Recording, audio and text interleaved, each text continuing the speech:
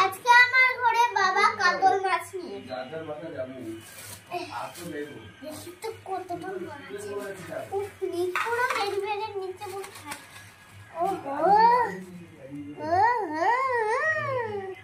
মানে সাতজন বলতে 7 জন 1 2 3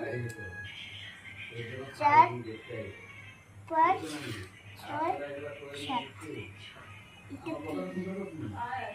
এটা আমার বাবা এটা তেল আর কি সবজি আনছি দেখো শাকটা দেখাই দাও কোন বিষয়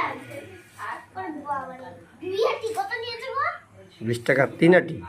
3 আটি কত নিয়েছে 20 টাকা তুমি তো ভালো পাও না কলমি শাক আর মরিচ